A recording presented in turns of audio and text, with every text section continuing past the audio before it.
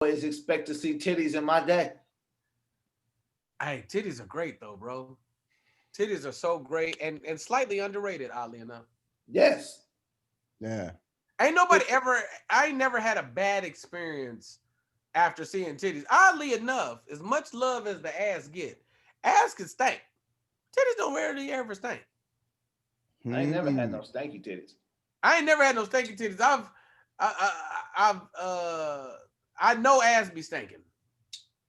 I know ass be stinking in general. Right. You know what I mean? You know when you like when she cleaned her ass as best as possible, it can only smell like ass. Yeah, man, but you know what? Clean ass, but ass nonetheless. I feel like super clean ass just smells like nothing. Like it's odorless. Yeah. If it's squeaky, I agree, Mike. The same thing with the wop wop too.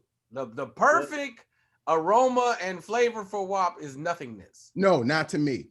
I like the wop wop to have a hint of fragrance. You know, that little bit that, yeah, I like when it's like, what is that stuff they used to have like in animals? It would be the mating stuff, pheromones. Okay. Oh, okay. You want a tinge of feminine in there. Yeah, because I'm familiar with it. So when I smell a little, I'm like, yeah, man, it just brings out a different me. You know, you like doing this throughout the day, Mike? Yeah. That's how I want my drive home to be. It'd be a memory the whole time. Just smelling your top lip the whole drive home. Can y'all see the chat?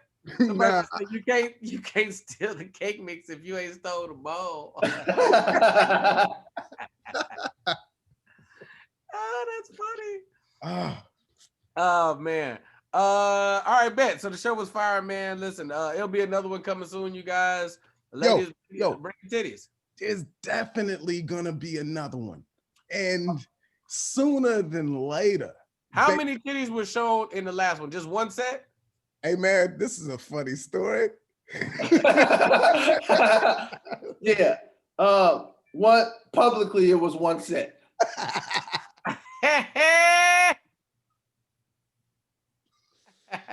Yeah, man. Tonight was a success.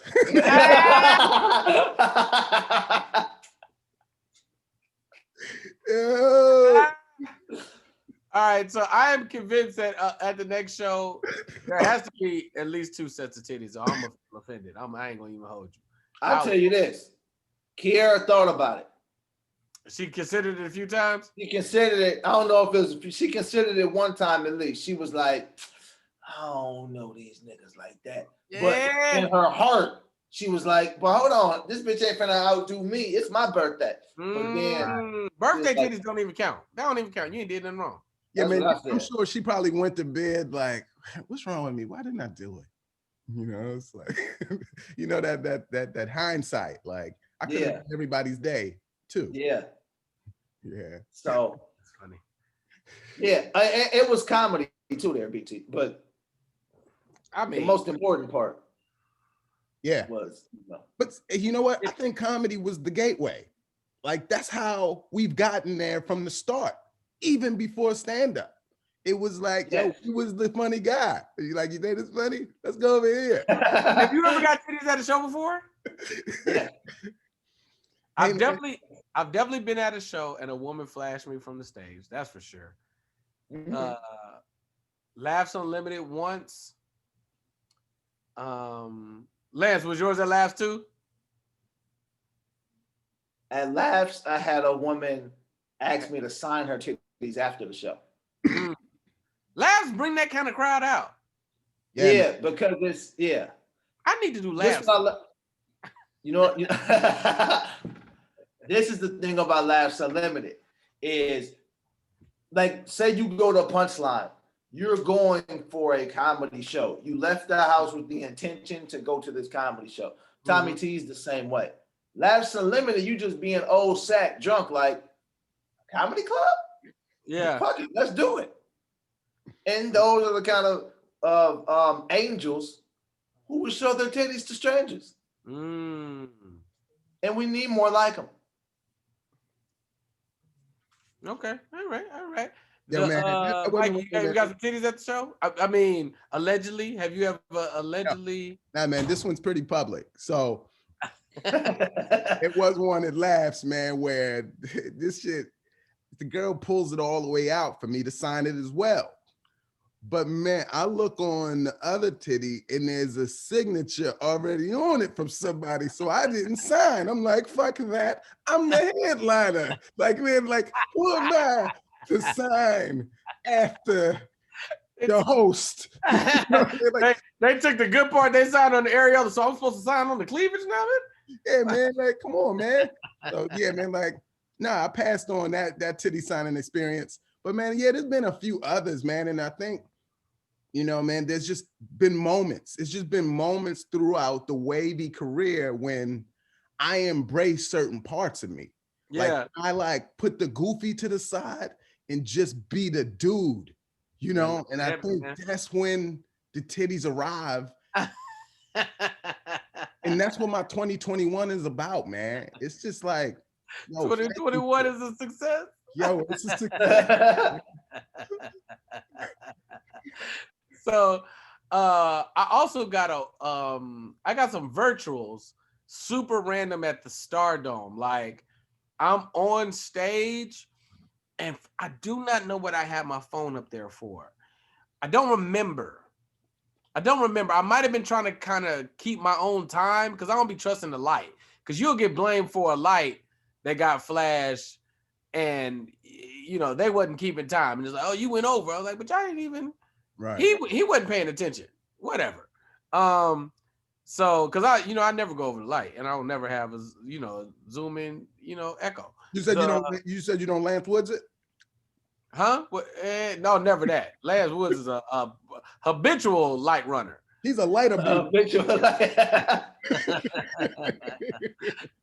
But no, then I'll check my. I used to give out my number on stage for the email blast. And so I would give it out to give out a t-shirt or whatever. And some hot woman sent them things. And I was like, oh, I can't do nothing with this. It was like, what are you doing after this? I was like, in Birmingham, bitch, going back to my room? What you think I'm doing? I said, you still got a smoking cross out in your front yard as far as I'm concerned. I ain't gonna be nowhere near you, lady. You crazy? Yeah, so I can't partake. I can't partake, man. I'm guilty is how it sounded to me. So you knew out the gate though, when she sent you that text back, you just knew but you was like on some responsible stuff? Well, her girl told her, so basically what had happened was she had just broke up with a dude not too long ago, and her girls was like, this is how you get over it. Just smash this comic. Like you already talk about he cute and stuff, just smash him. And I was like, nah. I don't. Those services are available, but not for you. You didn't like the circumstances. I didn't like it, man. I'm always a little apprehensive with the whack women. Oh, I get it. I didn't know that part, but okay, that's what the cross burning was about. I get it. Yeah. Right. Because if I am pretty anti-women vindictiveness in general. But a white woman's vindictiveness can have you in the clink, bro. Yeah, man. You said you did it, you did it. You be on that Patrice O'Neal. Right. So the times I've even wanted to partake, I was like, I can't. She was pretty too. She was pretty. Right. I would have gladly took the ridicule from Black Woman About It. I would have, man. You had to get with this white. Yeah, me and Susan. Yo, you ever have like a rose situation? You ever have a rose situation and then find out she was married after? Oh, absolutely. Yeah, man. That should be interesting, right? It get iffy, man. Go on, tell us about Tampa, Lance.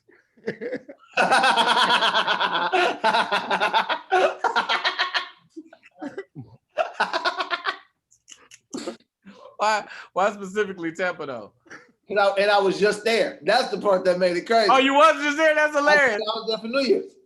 Oh, hilarious. Oh, yeah, she definitely did that on New Year's. Hey man, you know that there's 2 nights a year that women want to have such experiences throughout the course of the entire calendar year. It's their birthday and New Year's.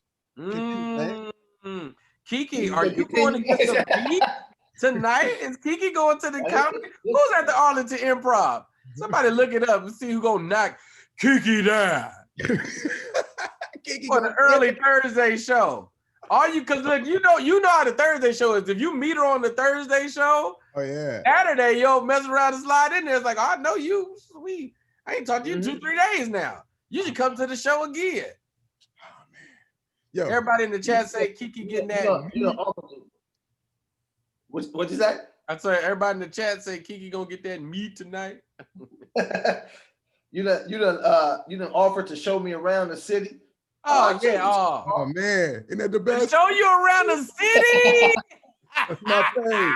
That's my fave.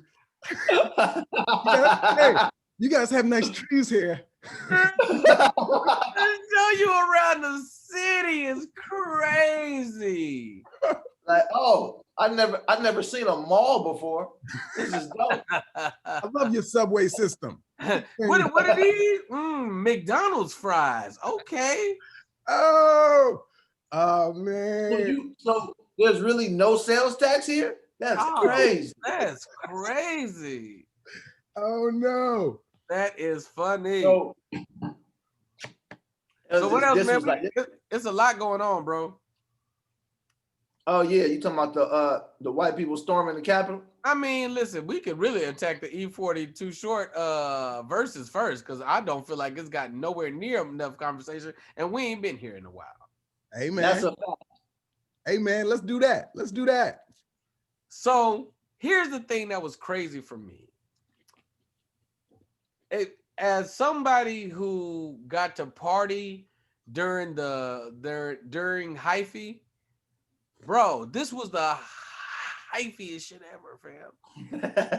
They fully hyphied Apple Music. Like, fuck the rules, fuck what we supposed to be doing, fuck how long it's supposed to take, nigga. We here, bro, and we are going ham. It's easily top 5 verses, easily. But I'm willing to say even higher. And outside of my Northern Cali bias, it was the tone and the tempo. It's like they saw all the other verses and said, we're going to make the correct adjustments for a dope show. It's like, we're not going to do all the regional Bay stuff that y'all don't know. We're going to do a couple of Bay hits, couple of hits, couple of Bay hits, couple of hits. Like, and they, bro, Mikey, did you see it? Man, I'll wait my turn. Yeah. I mean, Sprinkle Me is the 4th song, fam. Yo, man, that shit was fun. That shit was it was fun. Like, it felt like the party, the concert. Yeah. Yes.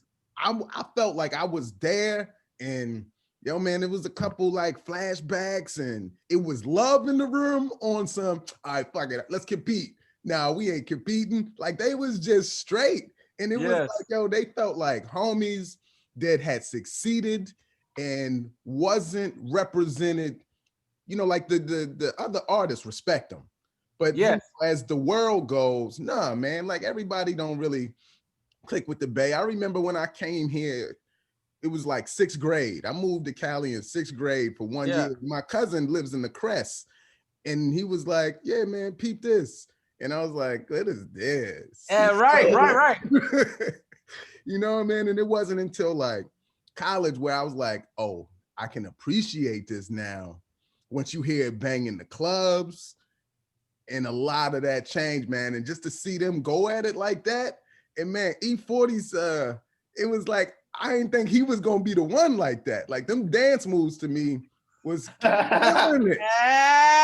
Yo. So I was like, yo, give the dude give him his flowers now. That was one of his fucking garden. Because Lance, you know what's crazy? Short is a Oakland, like he an Oakland nigga. Like he's a Bay, he's a Bay nigga. But 40 is a Bay nigga. Like it's like the two, even though they're probably close in age, what they represent is very specific. Mhm. It's like, oh no, you're talking 80s to early 90s. It feels like Short and it sounds like Short. But then everything after that is 40 in 40's essence, because he's still there. He never. Well, see, the thing about them is, Short left, and I don't mean moved. I'm talking about his music went other places. Like they know Too Short in L.A. Not L.A. but L.A., New York, Yeah, Detroit, like Chicago. They are familiar with Too Short. They're not as familiar with E40. right. So it's interesting to watch that because you get lost in that. But like I thought of 20 songs, both of them didn't play. Right. You know what I mean? Like, oh, they ain't even give you that. They ain't give you that. They ain't come with that. Like, you know what I mean? Like, and it was on an extra hour and a half. They did 47 songs, bro. No. Like we ain't heard quarterbacking and automatic systematic. Like it's like big joints. Right. You know what I mean? And it's interesting because they both changed my life, right? Sprinkle Me is the first rap song I've ever learned. Yeah. Sprinkle Me is the first one. This is me being a kid. I be more hip than hip brothers. You know, you like rappers. Like I'm in essence of that. Got a part of my name with Dubaculus. Like this is me as a kid. Side note, don't stay here. But as soon as you're done, I want to come back to something while we're in this Sprinkle Me conversation.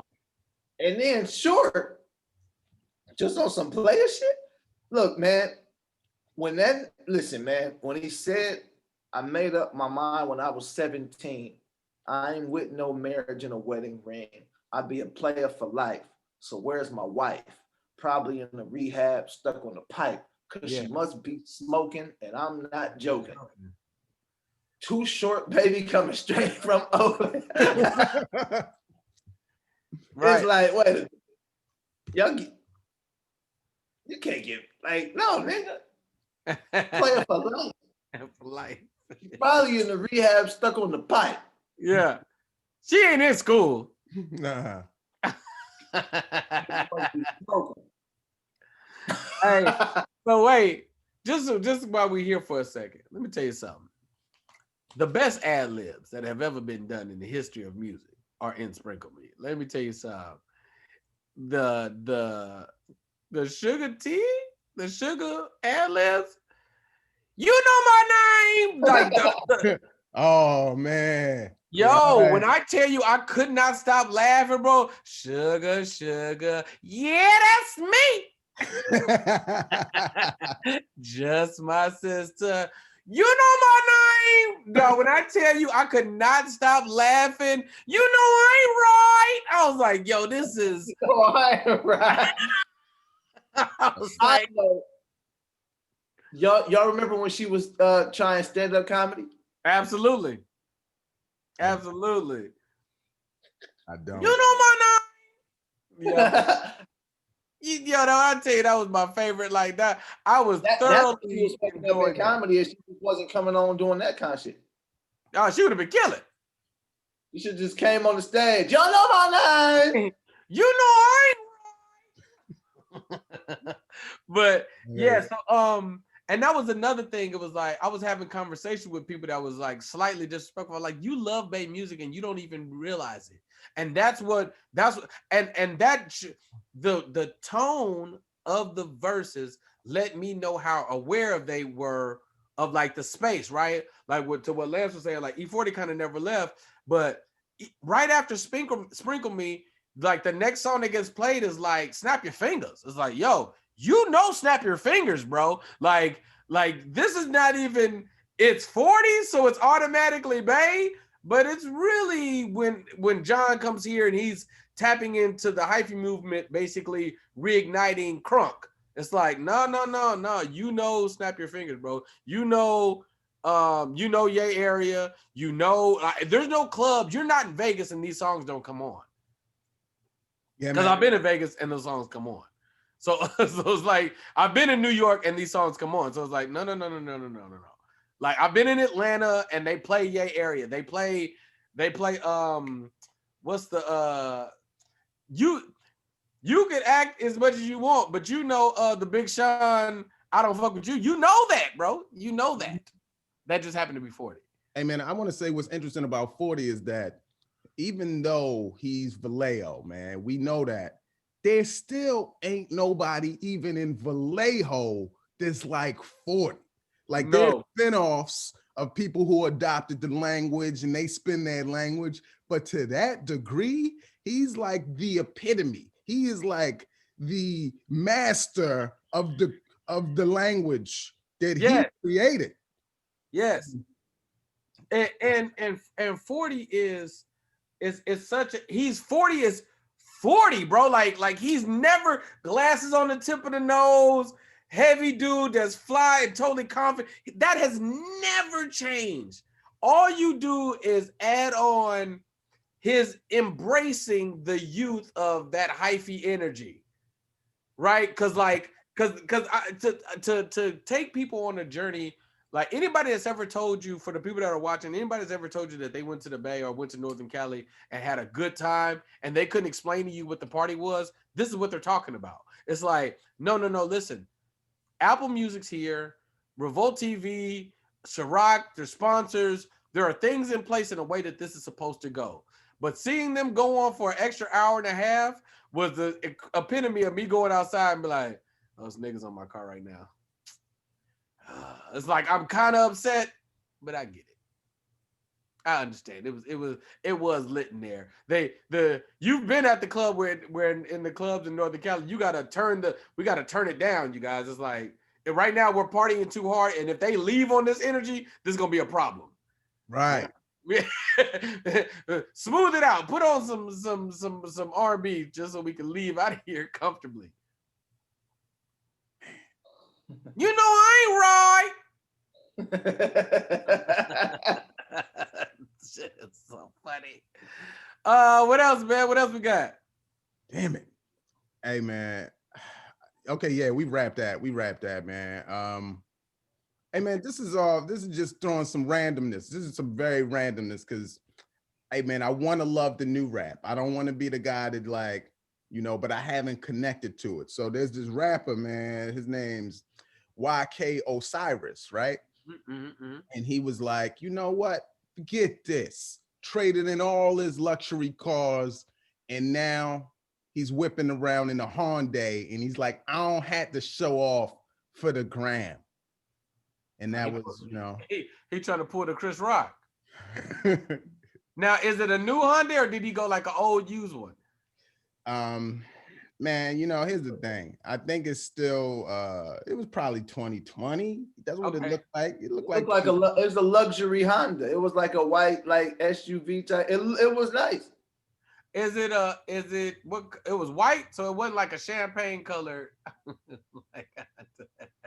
Okay. It was the factory paint. Did it have tint on the windows? Yo, not yet. You know why I'm asking? Because here's what happens.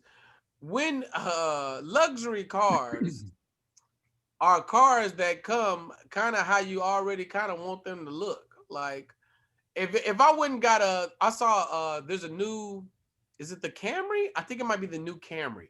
The new Camry is, the new Camry, bro, is crazy. I was like, what is this? And then I realized it's a Lexus. It's like, it's like, no, the tint on the windows, the factory chrome rims, the leather interior, all the gadgets on the dash. It's a Lexus. And that's kind of what happened. So yeah, I'm with you, bro. Save your money. You know what I mean? If that's what you choose to do, I'm whipping the Prius around. So hey man, the best mistake I ever made. Yeah, once you get your numbers and your followers, like they typically gonna ride with you, man. But I don't know if people want to support a rapper who's pushing a Hyundai unless he got some flows to follow it. Like if Right. you got some dope shit to rhyme with and to believe in, I'm with him. But if you just like, yo, I'm saving Into money. the accent, in the accent like that. Yeah, man, exactly that. Well, you know what the key is people don't need to know what kind of car you got. We have no idea what kind of car Kendrick Lamar drives. This is a fact. You just put the focus on what you want to put the focus on. A lot of artists put all of the focus on money. So if you don't got no money, people don't want to hear your music because you don't got no money. Liz, And all you is talk about YK Osiris good? I ain't never heard of him. I've heard of him. Okay, keep going. I never heard. It's up like there's this girl on Instagram she had these real big titties and she got a breast reduction. So I unfollowed her. Where you gonna sign? Because that's why I followed you in the first place. You know what I'm saying? It's not like ain't like you offering some other shit on there. It's like you were showing your titties and then you took them away. So I'm out. Yeah. Yo, did she announce it or did you just notice? Nah, she announced it. Oh, so she was put it out there. Like, yeah. And while she was still talking, you was like, no more. I left with the titties left. Yeah, I'm glad your back don't hurt no more, baby girl. Goodbye. Hey, good for you. Fucking idiot. Look. I'm not gonna unfollow every small-chested woman on my Instagram. That's because I ain't following everybody for their titties, but her in particular, I was there for the titties. Yeah. And I was introduced to you by your titties, and that was your selling point. Was hey, how you doing? My name is Big Titty Tia. Oh, whatever the fuck your name was. Chestica. And now you keep your titties away, and now you just Tia. I gotta go. Yeah, man. Like, when she introduced you that's how she brought you in. She had to detour and maybe have something else she was incredible at, like real estate and, like places you should live for really well. And if you would have dialed in and been like, man, her real estate is dope, then it would have been a reason to keep her around. But I don't think she had anything. Yeah, she never showed me that side. See, man, she should learn from this, Everything is a teachable moment, Mike. You're correct. Yeah, man, like it pays to not be one-dimensional. It's like that's your end. If this is all you can do, man, you stand to lose a lot when you sprain the ankle. Somebody in the chat say friend Chestica. That's a funny name. That's a funny name you brought up.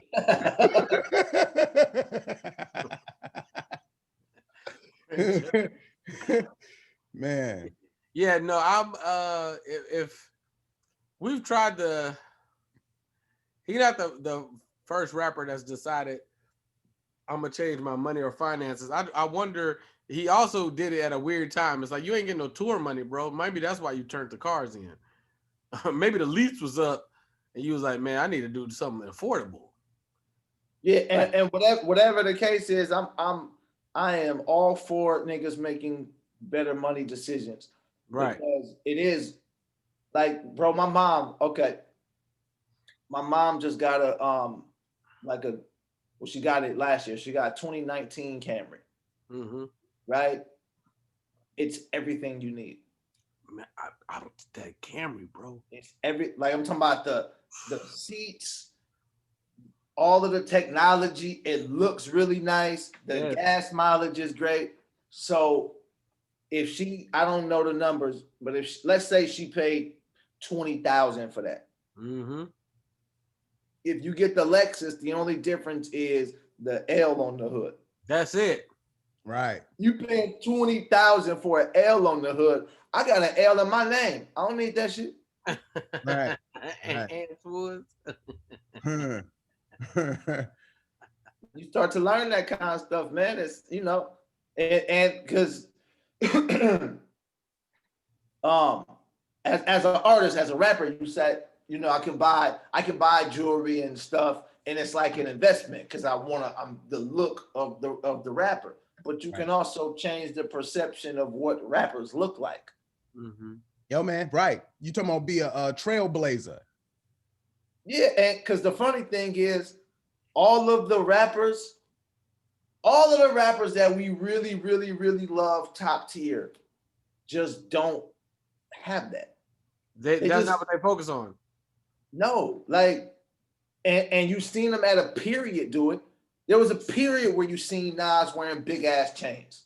Yeah. You don't see that shit no more. You don't see Jay-Z with big ass chains. Like you don't see You don't see T-Pain who had a big ass chain that said big ass chain big with a ass big chain. ass chain.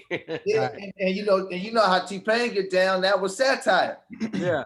You know what I mean? T-Pain's very open about his finances and how he do certain things. It's like, you know, you start to learn certain stuff. You're like, oh, why would I buy that when I can buy this fucking dope ass camera that's gonna make me look like a goddamn Instagram model? Ain't that right, BT? Hell yeah. Hey man, you know though, I think a lot of these dudes though, man, they be on some smart marketing too. Cause like, why announce that publicly? To me, Yeah. it feels like maybe he got some type of branding deal with Hyundai, maybe. You know, maybe they shooting him money and it's like, yeah, we don't know that you gave away your cars. We really don't know nothing because don't nobody know him like that. You know, the people that know him, but they don't know what's in his garage. He probably still Right. got something nasty in the garage, but to say out loud, yeah, you guys, I'm rocking this new 2020 Hyundai. That sounds like an endorsement deal. It's, Another hustle. it sounds like an endorsement deal. Cause for those who are unaware, the hustle is to start a frenzy about a conversation that's unknowing to the public and get a bag on the end of it. Like exactly what you just said, Mike, for the Honda thing is the same thing that I thought with old boy and the cheating scandal with the stripper thing, because he had a Magnum deal right around the corner. Because the conversation is that it's not 21 Savage, it's You talking about Lil Baby? Lil Baby. Right. Lil Baby had a girl. It was a girl on Instagram on going ham talking about, oh, I know why she with him, and she hit with him for all the right reasons, and he had just signed a deal with Magnum. And then the post come out of why you was you know what I mean? Like, right. It's just a way to move through the system. It's like, yo, why are you saying this? And that's what he paying you for. The girl saying so on and so forth. It's like, now it's this big scandal about what's going on with this brother Meat. Fast forward to he just got a Magnum condom deal. Yeah, Public's man. the perception's not catching up. You see what I'm saying? Savvy. That's very savvy. Super savvy. But that's they gotta do it like that now because ain't nobody watching commercials no more. It's like everybody's streaming. It's like, where are we gonna get this advertisement in at? Right. But man, see, I just like to just drink my coffee, man, and give me a lot of energy because Folgers is great. You know what I mean? Yeah, man, you got to do that, man. You got to drink your water. You know what I mean? You're drinking water, Kroger brand. Even though I know Lance does like more spring. You know what I mean? Yeah, I get you some spring water, maybe some alkaline. Yeah, man. The next thing you know, I like Iceland. Oh yeah, and watch, man. Iceland and Fiji. They're gonna like you too. You know what I mean, man? Because they're gonna like you too. That's just what it's gonna be. Side note, Lance, since I'm transitioning, I'm officially 5 pounds down already. Whole lot of water. Last night I had salmon, broccoli, and like 2 wings. You know what I mean? Like I'm gonna cut some wings in there. It's gonna happen. And then the first night because we was on Zoom. No, we was on Clubhouse, and you was like, "Now, are you eating what's the name?" And I was eating a peanut butter jelly sandwich. That was still Monday though. That was Monday, right? So Tuesday I got apples. So now when that late night snack thing hit me, I had apples and peanut butter instead. So it's like, it's like apple slices, little bit of peanut butter on the same satisfaction, no carbs. It's like, all right, that nice adjustment. And then last night I ain't have nothing. It was just like, no, I'm good. So this is the interesting part. This is one thing you got working for you is you don't fuck with sweets like that. Yeah, that's not my jam. So it's like, because when you addicted to sugar, it's another struggle. You like meat, pause. Yeah. So yeah. You in my mouth, pause. You like wings and carbs. Yeah. And carbs I can honestly do without. I can lose because to my understanding, if you get balance, if you get rid of something, then you'll be better off, right? I would gladly. I'm gonna increase my veggie take like pretty aggressively because I know I'm not gonna give up meat. So it's like, no, you can eat meat, but you gotta eat all. I better be taking 2 or 3 like green smoothies a day to get this up out of me, because processed meat is not good for you. It's like, hey man, so I'm sorry, man, but it looked like upping the portions of the veggie side will take away from the other stuff that you don't want to, eat as much.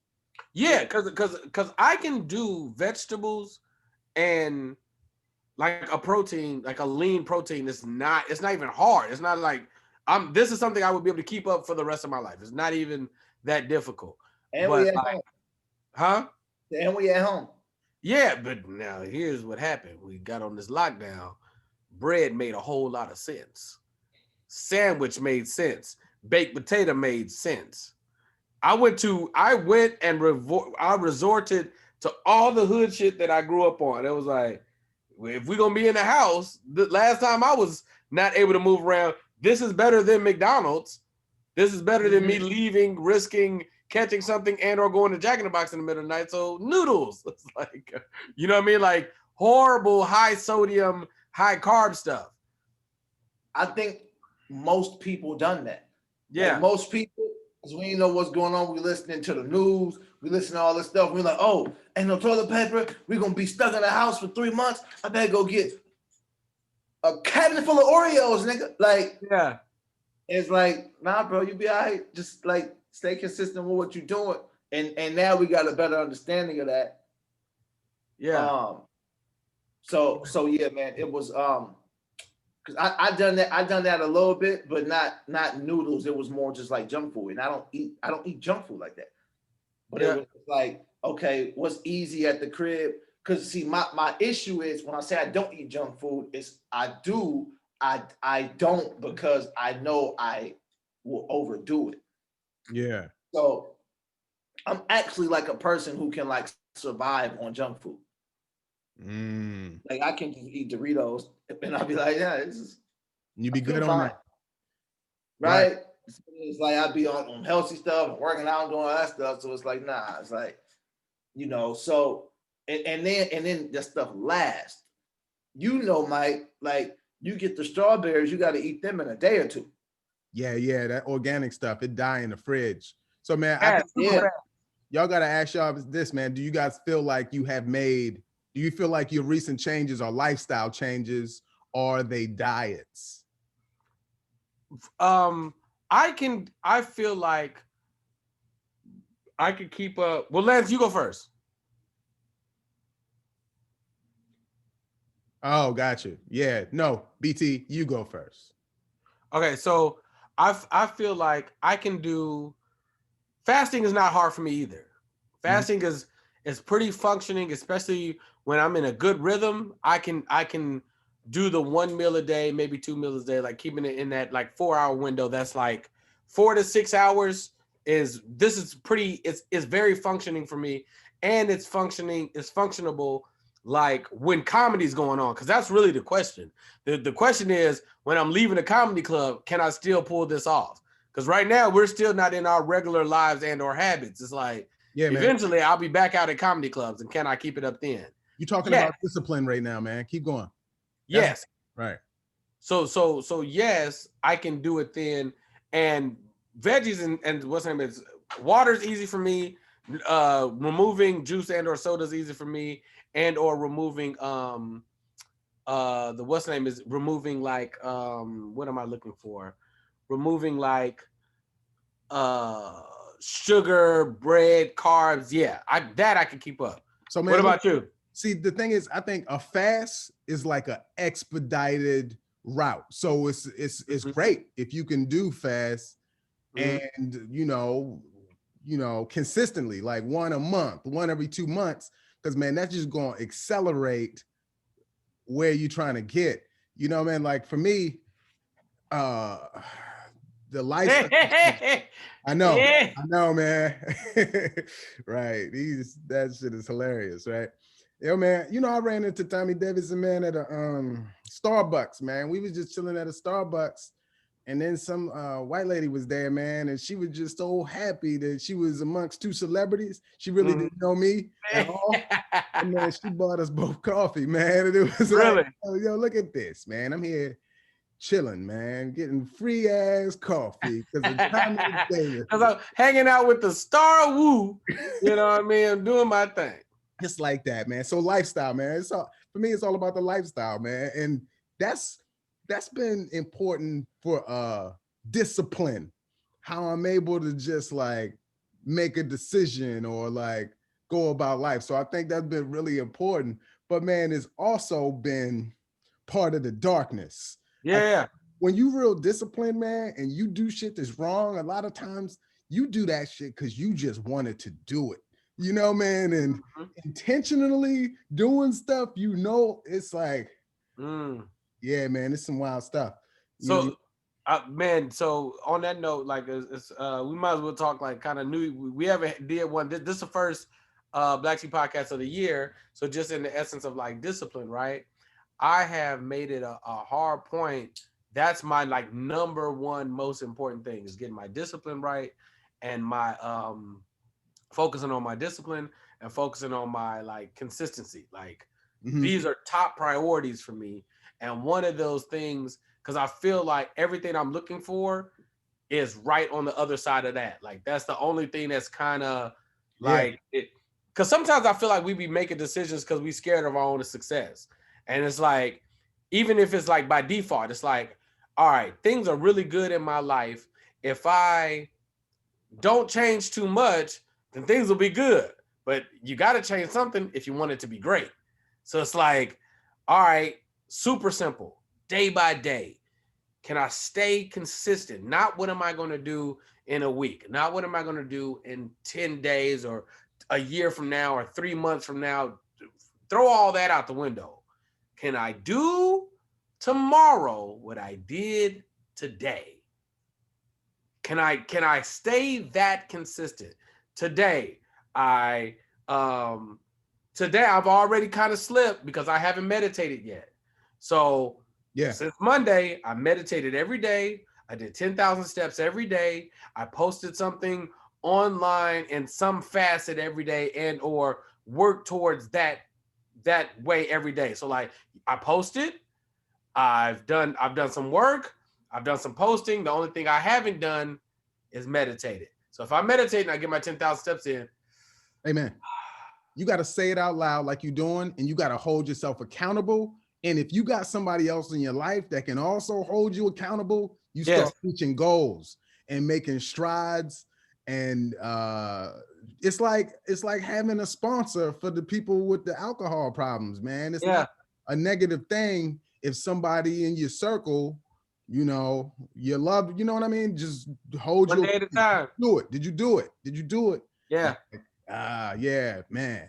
And that's why I like saying in these live platforms, and that's even where like I told Lance, like, yo, Lance, because I told him on Monday I was getting started. I was like, because everybody started New Year's Day. I was like, this is Saturday, bro. I was like, not today. I'm gonna go ahead like Saturday, Sunday. I was like, no, I'm not gonna start on the first. I've tried that before. That's no.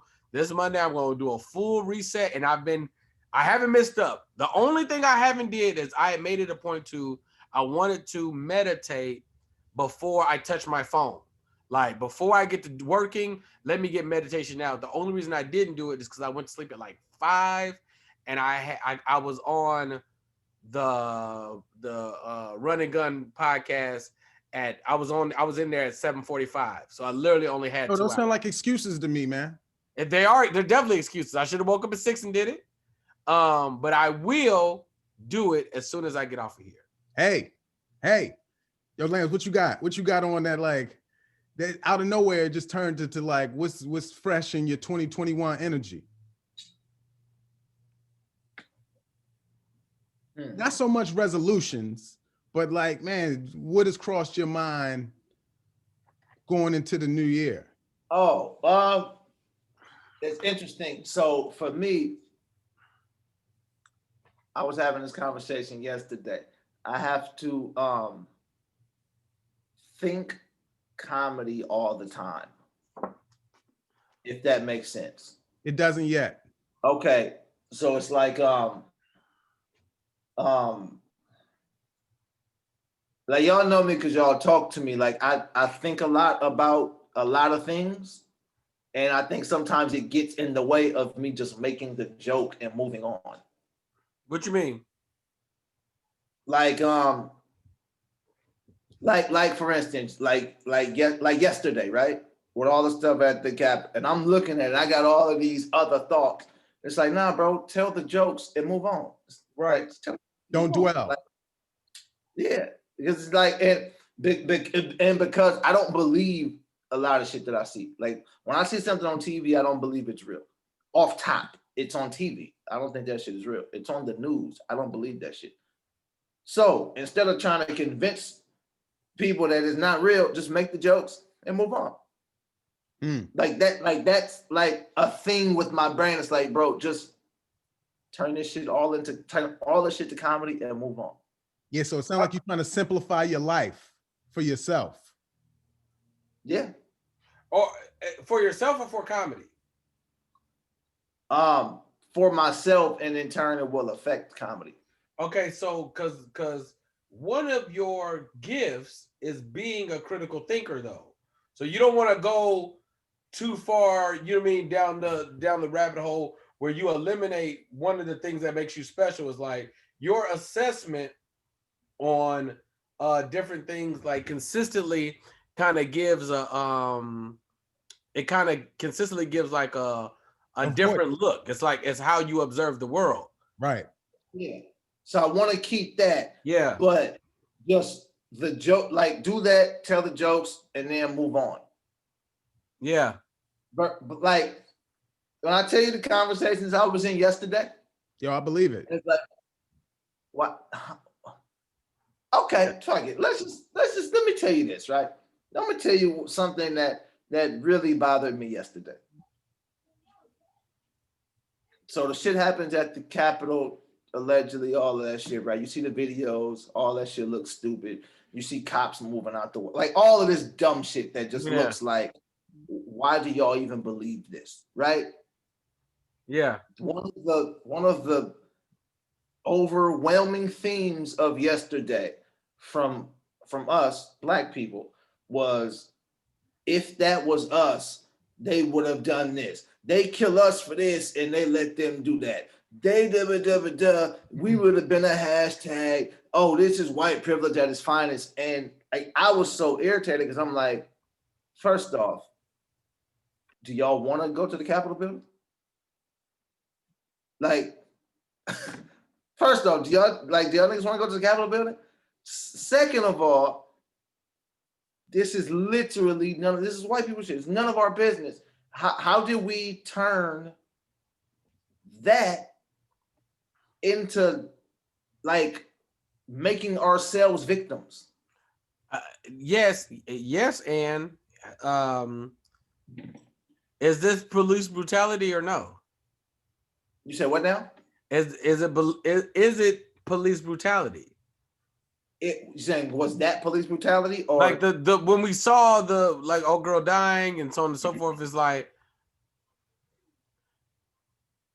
I'm not saying one way or another. I don't think they're even worth comparing.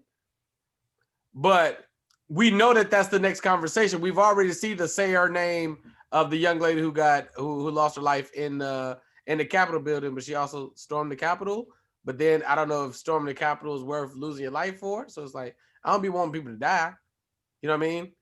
So it's like that. It's now we're in that weird area. It's like, all right, well, you know what I mean? But just to what you're saying, it's like it's a lot of missing. There's a lot of missing information. Yeah, man, look at this. Yeah, it is. But hey, Lance, you don't understand where the anger is coming from. Like, you don't understand the feelings of people who are in the forever constant struggle, seeing this blatantly put in your face.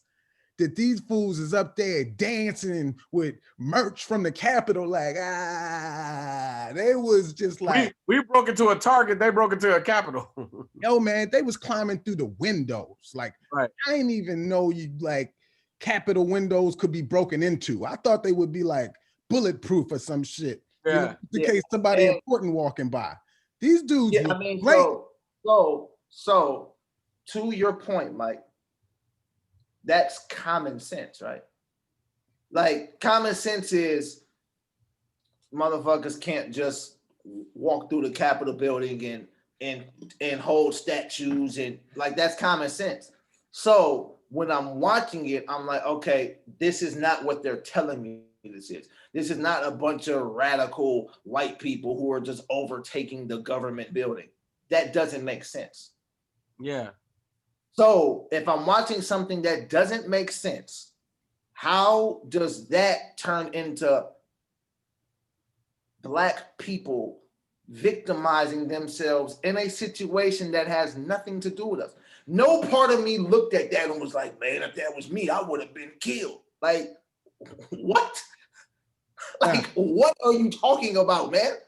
Why would that even be you? right? Why? For what reason? Yo, man. You know what I mean? I don't, my brain don't go like, look, I man, don't know. I ain't going there either on that, because I ain't going. Like, I ain't about to be on the stairs and shit, you know, man. But I'm like, yo, when we was in the vicinity, yo, they had the National Guard weaponed up. Yeah. Because they knew that Black people was in the neighborhood. And so when you see this shit and they just walk through the door, yo, it's a part of your heart, man. Like, that shit is like they putting it right in your face, as they have for years, by killing us because our tail lights out. And that shit, it hurt. It hurt. That's the point. It's to show us certain stuff. Because they know we know. Because if we say when Black people is in the vicinity, right? Because one of the main thing was this is what they did when Black Lives Matter was out there, right? Now, we're all aware of Black Lives Matter, right? We're all aware that this is not about Black people. It's using our face and our struggle to push other agendas. I agree. So when you see all of this stuff, it's like, when Black Lives Matter was here, and it's like, bro, what Black Lives Matter ain't the shit we talking about. Like that's not our movement. Like, so it really be us sticking up for shit that is not our movement, and it be us putting ourselves in situations that have nothing to do with us. It's almost like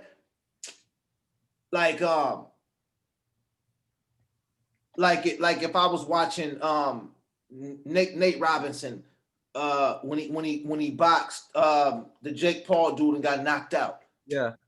And if I was like, man, if that was me, I would have got knocked out harder. It's like, bro, you don't even box, bro. Like, why are you putting yourself in losing situations? What the fuck you want to go to the Capitol for, bro? You don't want to do nothing up there, bro. You don't. All that shit looks stupid, bro. Like, I don't want to go up there. I just want to be left alone. Like, that's what I want. Leave me the fuck alone, bro. I'll tell you what. I want you that the way that we're having this conversation, the way that you analyze and assess is a very important part of your humor, right? Like, it's a very important part of how you're going to write your material and so on and so forth.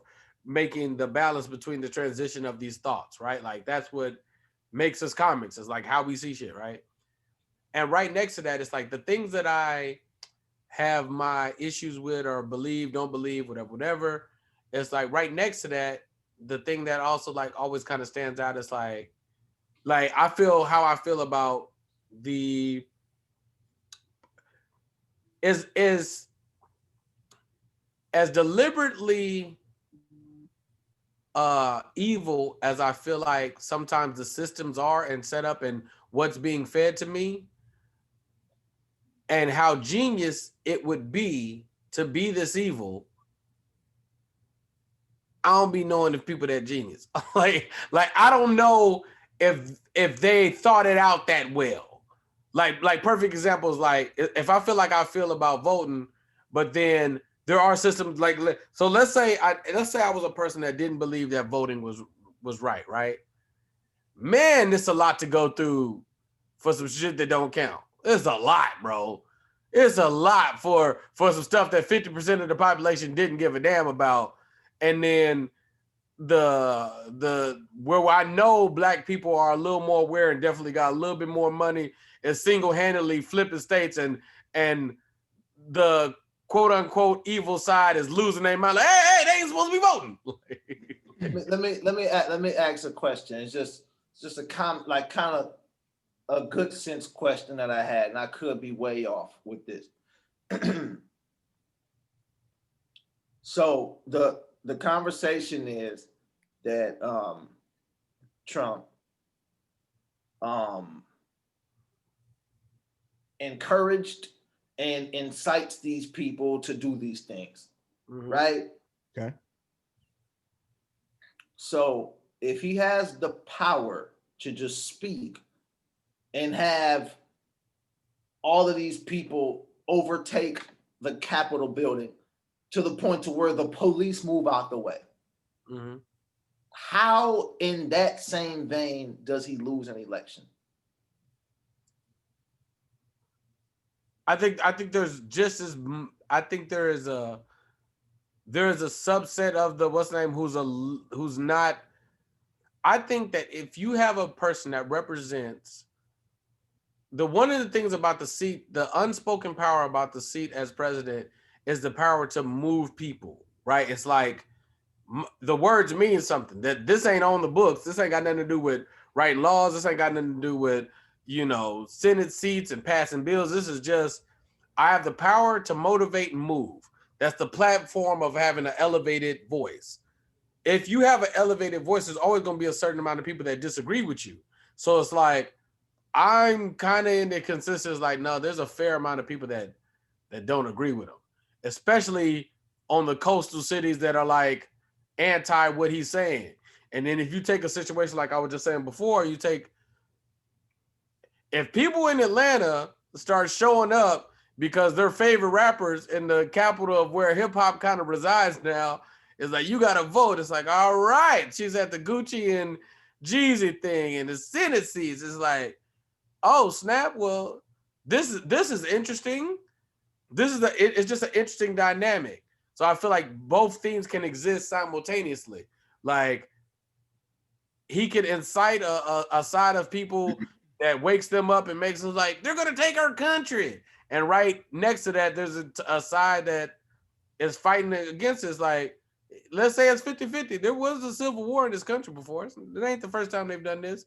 And let me tell you, it always could come back to money. It don't come back to fighting for black people. It's like, how does this make sense for us financially? It's all gonna come back to money and power. I agree with that. I'm saying, like, it's a lot of the stuff just doesn't make sense. Yeah. So you know who got the most votes in the history of the presidency? Biden. Yes.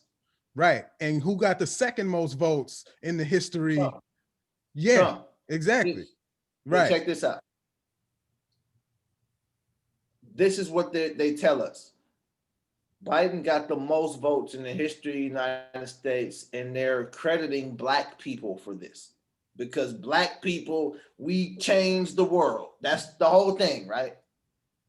So are y'all telling me that more black people voted for Joe Biden than they did Barack Obama. I think you can't discount the white people. I think the accumulation of the amount of black people that voted, plus however many white people showed up to vote for Obama, is less than the massive amount of white people that showed up to vote and the amount of black people that was able to push it over the edge. Because let me tell you who these black people didn't show up. Goddamn Hillary. Hey, right. Hey man, but look at this. I think that shit. We don't show up to vote unless like you said, maybe the rapper tells us. I'm talking in the masses. We don't show up to primaries. We don't show up to those things until now. Yeah. And like, I don't know, George Floyd, like there's a lot of world change, man. And it's a lot more public discussions about the power of voting. There has been for years, but even more so now. And I think we are showing up.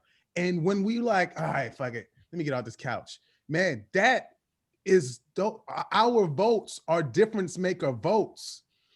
So I don't know if it's being said just to like, you know, just talk. I think, man, there's power in us showing up when we all show up, because a lot of times we don't show up at all.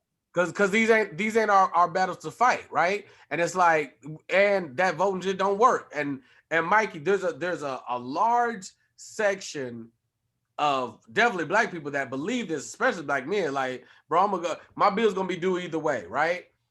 But Atlanta, like just forget everything else that we've said. We know that Atlanta gets things right very often. They have made, there's a few historical black colleges. There is a upward mobility in the city of Atlanta that doesn't exist in a lot of other cities. Not where it's so dominant and blatant, and it's like black people moved to the inner city of Atlanta and then started doing what we know hip hop and rappers and people say you should do, like just, no, we're gonna take care of it this time. It's like, all right, whatever, bro. And it's like, you know, white people move to the subsets and they're like not as massive in the city and not there. But then the black people make money. There's a lot of high level business people in Atlanta. When you're in Atlanta, you see it. You see hella black people, and you see hella black people doing well. There's other black ass cities. They ain't like Atlanta. It's like you feel it there. So now add that on top of, all right, in this black ass city that now people are starting to migrate to and blah, blah, blah, blah, blah, blah, blah, blah, blah. It's like, all right, you know what? Now that we here, you know what we gonna do? Politically, let's vote. It's like, no, really, we're gonna do it this time. Yeah, all right, fine. And that, it flipped Georgia, bro. Like that's, if nothing else, it was interesting as hell. Look at the history. Yeah, man. Because for every ideological, evil, nasty, white, systematic shit that I feel like exists, I feel like there's an entity of power that's fighting for just power and money that's just like, yo, listen, if we just do it this way, we can make more money like this. It's like, no, keep them down. It's like, all right, bro, whatever. And then whatever the system is in place, like pandemic, shutdown. As much as I want to believe that there's a fakeness and so on and so forth, I'm seeing people get sick around me, close to me, so on and so forth. And then what about the owners of the NBA, who I know are there's a collection of billionaires and millionaires that they don't want stuff shut down. It's like, no. Whatever y'all planned, that's going to affect my pockets. And me, random bench player or random person that works in the arena that don't have my job because they ain't no audience, all right, cool, that's whatever. Me at home wanting to watch basketball, that's another thing. But the men are like, hey, y'all doing what? No, listen, that's what we're not going to do. When we was talking about messing people over, I didn't plan on taking no money out of my pockets. So I don't know, man. It moves aggressively. I think there's a lot of stuff to say that there's a lot of misinformation, a lot of stuff we just don't know. So it's a lot of misinformation, and it's a lot of purposeful misinformation. Absolutely. I agree. And you know what they do and what they've always done is they've used us. They've used black people to push their agendas. So they'll put us at the face of stuff. Look, it's a black guy. Trust it. Look, it's a black woman. She's for y'all. Look, Yeah. she likes Lil Wayne too. And they do all that shit, but nothing changes. It'd be the same shit. So as you watching it, like it's interesting because like it felt like the dire need to vote, right? Because if you look at polling and numbers and all of that, the voting numbers changed drastically after George Floyd. That's what the numbers say. If you believe those numbers, looks like it was going to be one way, and then the George Floyd thing happened, and then because attached to every protest was get out and vote. We got to get out and vote. And that's gonna change this, as if niggas haven't been getting killed by the cops no matter who the president was. Right. But they use our trauma to push their agendas. And we go along with the shit. Because we are good-hearted. Like, we want to do right shit. Like, we want to be on the right side of shit. So we like, oh, we gotta vote and vote. But we're voting within the same system that has oppressed us. It's not like we're voting to change a system. No, that's what we should be doing, right? But how do you even start? Well, we have to find ways. Like, you know, you talk to people who talk about like black nationalism or Pan-Africanism. It's things that are black, that are about our issues, about our wealth building, our community, our things. Because everybody like it's like Cube saying they ain't answering my phone calls no more. Yeah. Mm-hmm. And then, so when Cube, I don't know the details of what Ice Cube was going on, but I know when Ice Cube did that, everybody. The only reason they couldn't all the way flip on him is because he's Ice Cube. That's the only thing he had on his side was a history of not being on no fuck shit. Yes. Right. But everybody was teetering that line of, if you talk to him, I can't fuck with you. And that's a problem of art. So, you know, I don't want to get too political, but we here now. So yeah, man. When you talk Democrat, Republican, everybody has a fan base, right? It's like, you know, Metallica didn't come preview their song on 106 in Park. They took their shit to TRL, or, you know, whatever. The Britney Spears didn't come to 106 in Park. She went to TRL. I'm okay with that. I'm perfectly fine with Britney Spears going to TRL. And if I want to hear Britney Spears, I know where to go listen to it at. I don't need Britney Spears coming on 106 in Park trying to be down with the home. I don't need that shit. That shit is irritating. It is. You know what I mean? So I don't need my vice president at the versus battle. I don't need that shit, bro. Like, no. Hey, man. I'm all right. I don't need you to relate to me in that way. I don't need you on the Breakfast Club, bro. Like, no, I don't give a fuck if you got hot sauce in your purse, Hillary. Like, that shit does not move me. So Lance, know that I'm in the same boat with you, but I also have to take into account, this is something I have to consistently check in with, is like, there's a way that I have of thinking, and it seems very simple to me. And when I see it'd be crystal clear to me why this doesn't make sense or why I'm thinking this way. And it's like, no, this is what people think, right? Nah, it ain't. Like there's a fair amount of people that needed Brittany at 106 in Park. There's a fair amount of people that need that energy for whatever reason. And I'm not trying to say that they're no smarter or that like you don't think of yourself as a like you're not trying to elevate, like my thought process is better than yours or higher than yours. It's like, no, you guys, this is kind of all basic and people should see this. You don't see it like that, but it could very well be that, right? As simple as it is for you, I'm starting to understand the way people are talking to me is like, no, this isn't the norm. This isn't as clear as you're seeing it. It ain't like that for everybody. Like I got into a fair, like a long-winded debate yesterday because we're on the Clubhouse and a doctor comes on and starts talking about screen time and social media and blah blah blah, and kids shouldn't be on the screens as much and they shouldn't be playing video games. And we was talking about mental health and so on and so forth. And y'all know me, man. Fuck books, bro. Like fuck books in the face of your degree. Like as much as you're saying you should go and read a book, I was like, or you should go out and go have some experiences. Well, books are important. I was like, fuck books, my nigga, and your degree. Like just so we're clear. Oh yeah. It got crazy last night. And your degree. And your degree. Your degree, you deciding that you going to college don't make you an elevated thinker to me.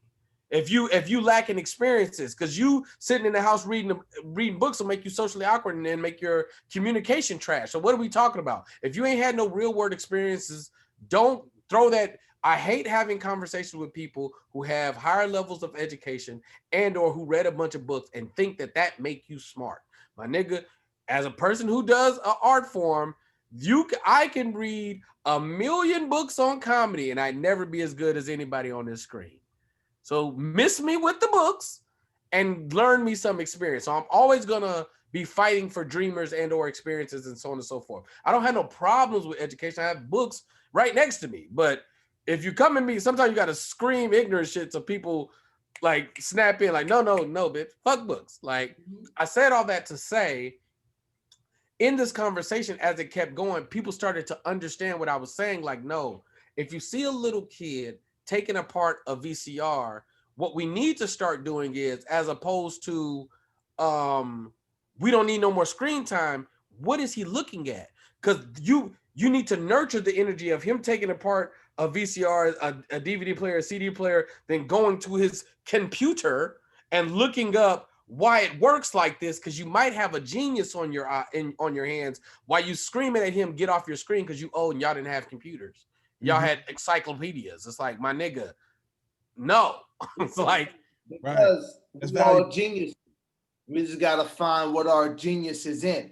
Right. And this is the same thing with the voting shit, the same thing with the politics, the same thing with the education. It is a white supremacy way of, look, man, they give you a degree and now you smart. Yeah. I got, man, my brother is a doctor, literally. Yeah. Doctor, like doctorate degree, psychologist, all that shit. And I guarantee you never get lost in the conversation with him. No. And you know, he's I'm talking about Morehouse.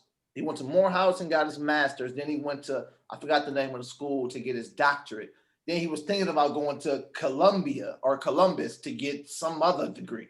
Yeah. Like I'm all for education and all that shit, if that's what you want to do. But if you start to look into the, like, did you, like, Spelman is a prestigious HBCU, right? It's named after a white woman. Yeah. It's named after like a Rockefeller. Yeah. So like, so they look black college, but it's really white. Like that's how deep all this shit go, man. So absolutely. You know, when you start like it was a movement earlier this year when they was like all of the basketball players should go to HBCUs so they can rob them. Right. Like, no, fuck where they go. Start paying these niggas, man. Let's focus on that, because that's when you take the focus off of what it should be on and put it on, because they can always play to race with us because, like you say, Mike, that race shit touch us. Yeah, As soon as we see yeah. touch it.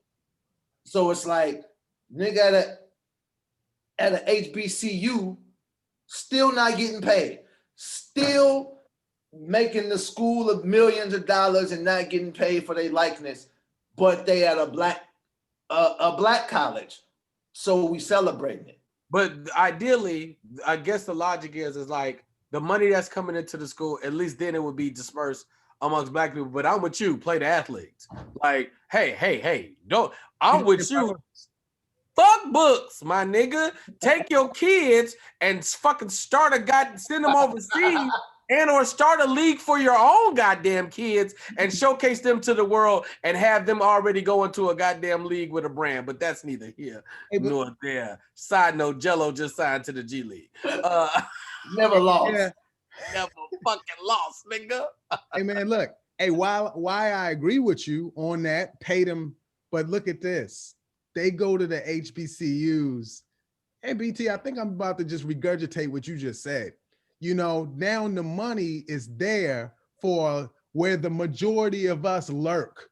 Like, Yeah. We ain't all at Sac State, but we at, Howard, Yeah. So if we gonna be there and bring that attention to the school, and now the students there get the highest quality teacher, because I don't care who, Jeff Bezos' wife gave all the money to the black colleges, and Right. it's amongst us where more of us are, then I'm for that. And It's if like a win for hooping all. at that school is gonna bring more attention to the school, which means more money, somehow, I don't know how the money's distributed, but if the money's there, man, maybe we need to get in and be the head of finances. Somebody that's trustworthy, and so we Like can I said, see. But so the reason I had made the point about the books and so on and so forth in my discussion with that lady is what I realized is what happened in the conversation was, hey, BT, you're not wrong, but the way that you're thinking, there's a large part of the populace that's not going to understand the risk reward factor and the basic necessities of life, and they're not going to be the upper echelon that makes it through that, and then they fall to the wayside of poverty and so on and so forth. So like I was applying that to what you were saying, Lance, of like the way you're thinking isn't wrong, but it's a different, without using the word elevated or better or so on and so forth. It's just like, no, everybody don't have this. It's like it's the comedian on stage that's deciding to do the jokes. It's like, no, you guys, but there ain't no punchline there. No, it's cool. It's like, no, bro, there's no punchline there. Like, why would you just leave it like that? And you let the world see that. It's like, there's no punchline. And as you can see it blatantly obvious. And when you tell it to them, it don't register.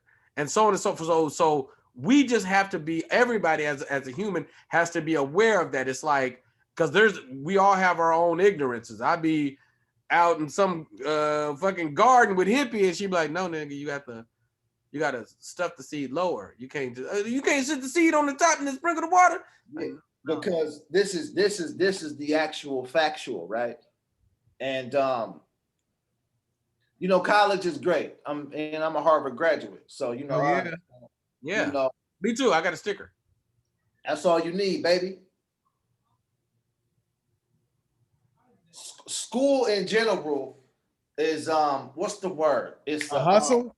But it's definitely a hustle. I mean, school and prison work the same. Like it's a fucked up game. They both run on attendance. You need people there.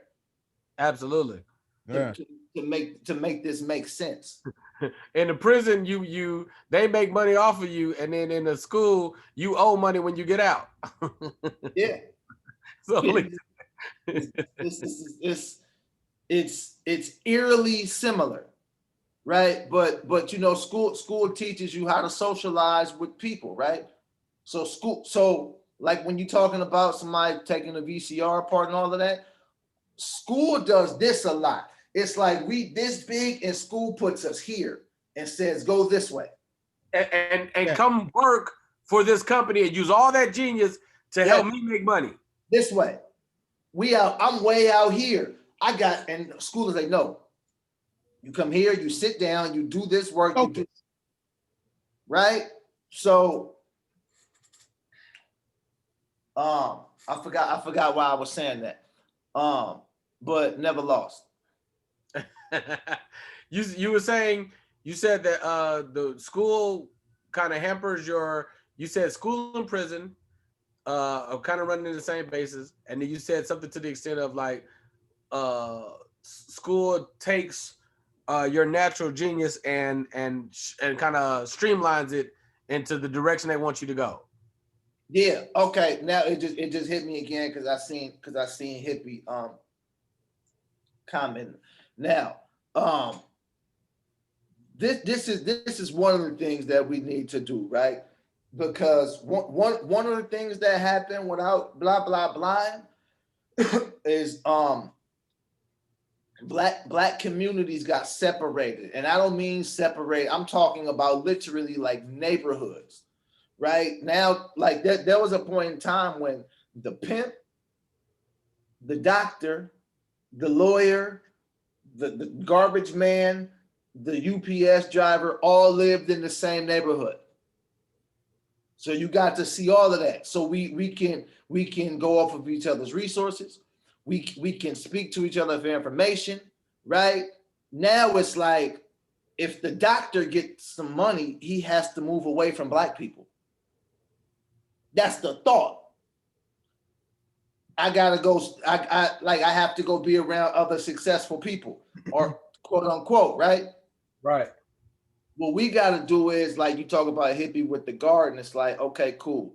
Hippie knows how to like farm.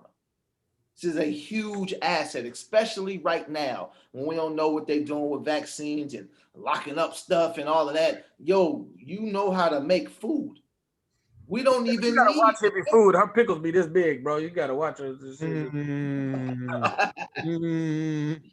No, absolutely. Keep going. Make food. So it's like, do I need to learn how to farm, or do I need to have a relationship with someone who does? Yes. You know what I'm saying? Yeah. Like, because that's what a lot of school is for me. It's like relationship building. Like, That's the best part about it. Do I need this degree, or do I need to meet Mark Zuckerberg at school? You know, the running joke about Harvard is if you graduated, you're a failure. Yeah. Because they all drop out and they figure it out. Like, oh, I'm done. Right?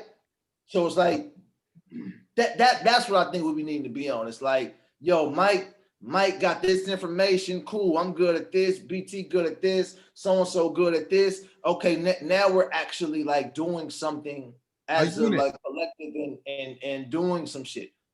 Right? Nothing to do with fucking voting for old white men. Yeah, I agree. I feel like things that have advantages, mentorship, internship. Mm-hmm. If I'd say trade school. Hell yeah. I'd champion a trade school. I champion a trade school, especially if they're gonna pay you to be there and put you right in line with the workforce. If that's what you want to do, boom, you there. Because the other thing I see, Mike, is like I know people who go to the school, they get the education, they get all the stuff, and then once they got everything set up, they have their 2.5 kids, they got their picket fence, they have their career, they make their however many thousands of dollars, they have their house, they're now. Don't matter. The amount is really irrelevant, because if you make $40,000 and you live in $40,000 circumstances, or if you make $200,000 and you got $200,000, you can only drive the car you drive and you can only live in the house you're living in. It's the same thing, right? Then those people, they don't have an outlet because they never were able to nurture the things that they might have truly wanted or desired out of life, and then they don't be happy. And I'd be like, how many broke people I know that are happy because their fully invested in the things that they want to do in life, whether they made it to your level of what you believe success is or not. It's like, nah, I'm just an open micer that just moved to LA, and I'm just excited, bro. I got 6 roommates, and we be writing together, and you know what I mean. We order pizzas every other week, and we just happy. Yeah, man. I think, man, I think we gotta find our gifts early. You really gotta find your gifts. But man, you know what I found? It's some people that is dope at some shit they hate, but man, they good at it. Man. And it's like, yo, we need you to keep doing that. And it's like, yo, I don't like law, but man, you about to get everybody free that need to be free because you brilliant. And they're like, so I mean, I think the whole time when you was like, they going through the school and they doing this, that just sounds like a conversation about people chasing the wrong things instead of finding their happiness. And man, I tell you, keep going. I'm happy. And yeah.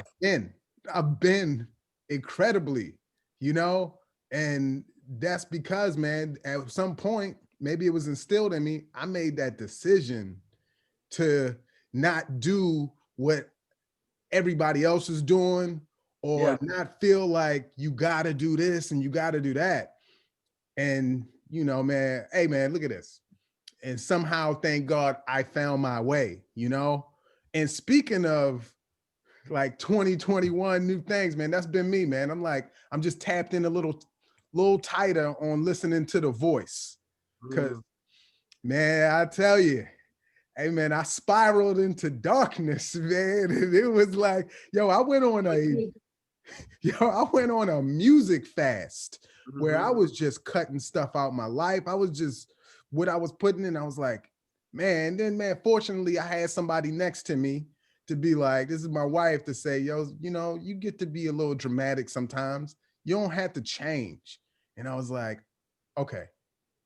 And that was kind of an important message to me, that I was doing all this stuff and feeling like I got to do all this like change and stuff. But man, like whether I know it or not, I am growing, and just accept that and just keep heading. And I'm not trying to change the conversation, man, but that's been me on the 2021, man, is like, hey, BT, the consistency, listen to the voice consistently, because it's easy to waver. Talk about, this is the voice. You're talking about the voice inside your head. Yo, man, I'm talking about God, man. I'm talking about, man, take that minute and hear it, because it's telling you. And I was like, man, and that's why I had to like cleanse.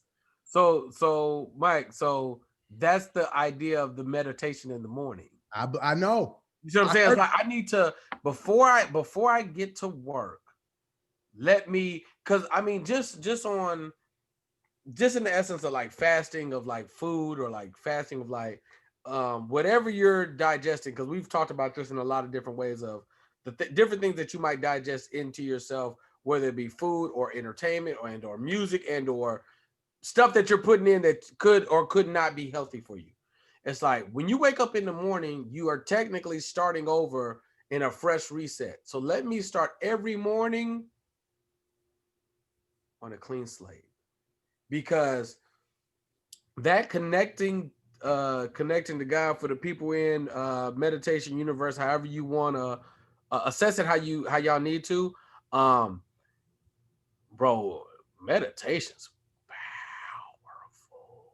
You start really playing into the understanding of what you're telling your subconscious to do, listening to those spaces, finding stillness, clearing out the clutter, to really just taking the moments and like quietness, peace. It's like, because I know that I'm notorious for hustle and bustle. I'm going. And I very rarely, it don't even bother me, but it's something I have to stay in tune with to make sure it shouldn't be bothering me. Like, all right, man, are you still in touch with everything you need to be in touch with? Like, because maybe this should be bothering you. Like, I've been making like simple stuff. I just start calling my mama more. Like, because I'm the kind of person, if you don't, when you talk to me, it's gonna sound like I talked to you yesterday. But in real life, 4 months, 3 years, any time have passed.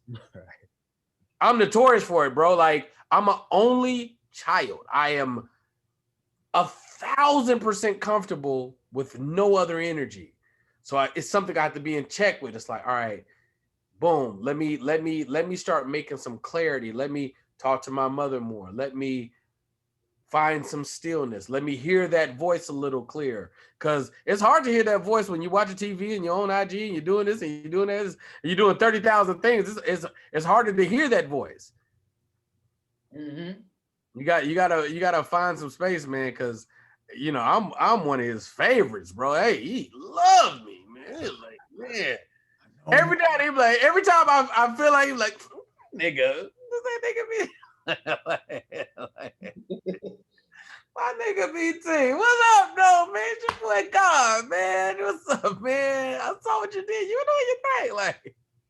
Like I feel like I'm one of his favorites, bro.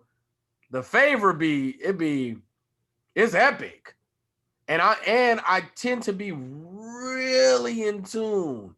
Like, so it's like I be having to watch my energy on the people I allow around because it'd be the opposite of that. I remember you had a conversation with me, Mike.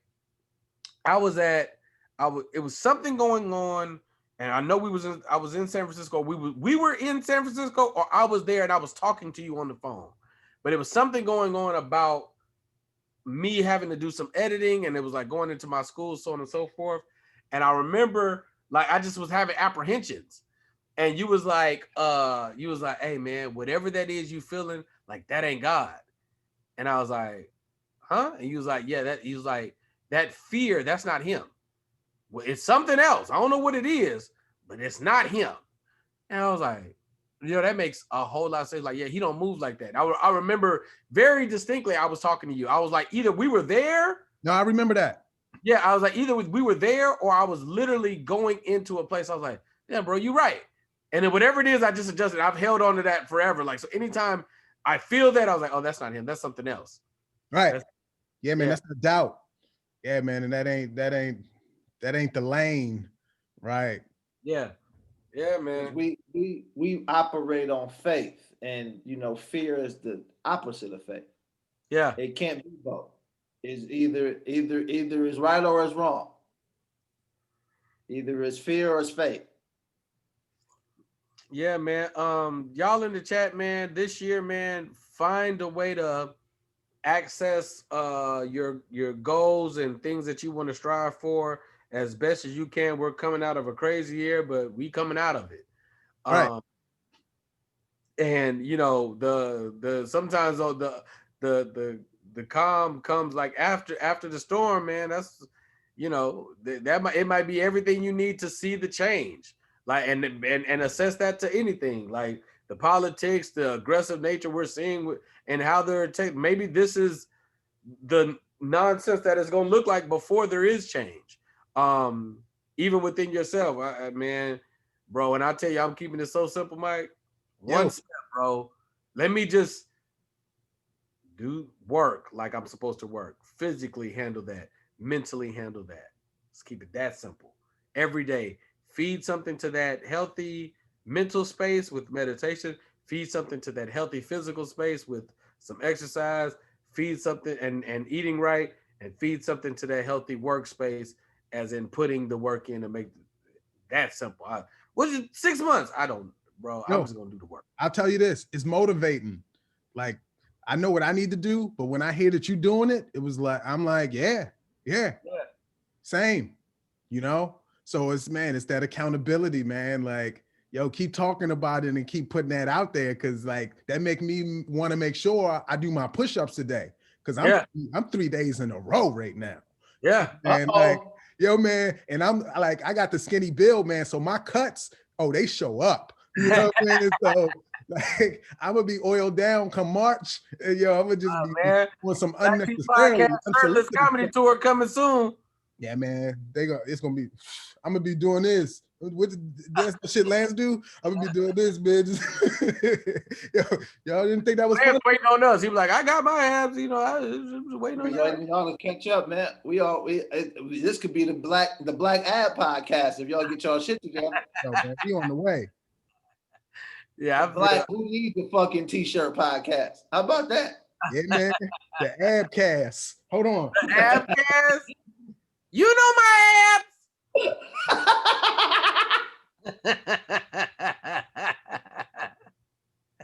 You know my abs ain't right. Yeah, man.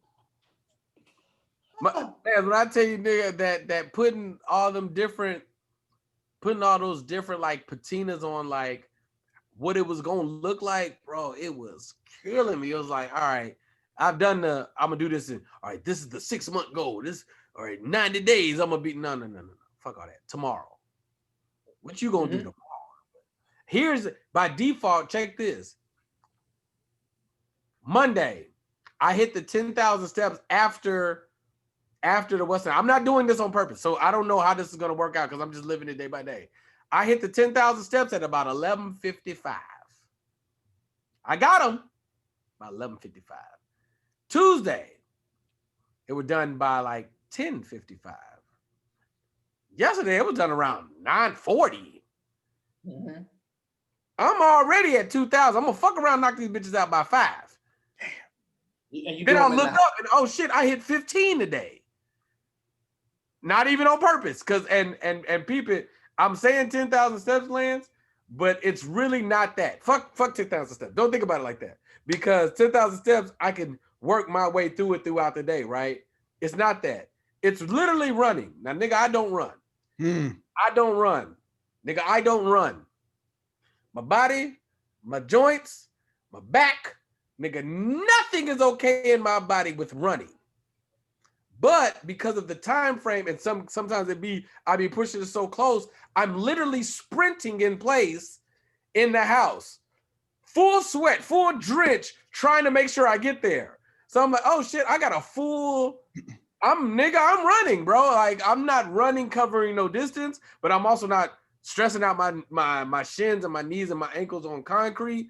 But I'm running in the house for long periods of time. It's like sprinting in place for 5 to 7 minutes at a time so I can make sure I get there. So you can perspire. I've been doing that shit too, trying to figure out the technical stuff on Zoom. And yo, man, that like helps me with perspiration.